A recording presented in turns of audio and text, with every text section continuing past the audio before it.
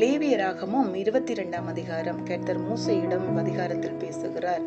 ஆரோனுக்கும் அவன் மகன்களுக்கும் அதன் மூலமாக இஸ்ரவேல் ஜனங்களுக்கும் கூறும்படியாக 4ஆம் அதிகாரத்தில் என் பரிசுத்த நாமத்தை பரிசுத்த குலைச்சலாக்காதபடிக்கு எச்சரிக்கையாக இருக்க வேண்டும் என கூறுகிறார்.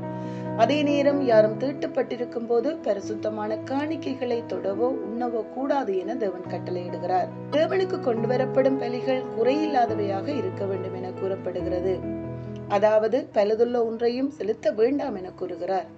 22ஆம் அதிகாரம் 29ஆம் வசனத்தில் கர்த்தருக்கு ஸ்தோத்திர பலியை செலுத்துவீர்களானால் அதை மனப்பூர்வமாய் செலுத்துவீர்களாக என கூறப்படுகிறது.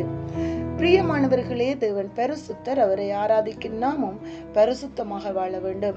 வெளிப்புற ஆராதனை மட்டுமல்ல, தேவன் நம் உள்ளத்தின் நிலையை அவர் பார்க்கிறார். தேவன் பரிசுத்தர். அவரை சேவிக்கவும் ஆராதிக்கவும் வருகிறவர்கள் அலட்சியமாக அல்ல, பரிசுத்தமான மனதுடன் வர வேண்டும்.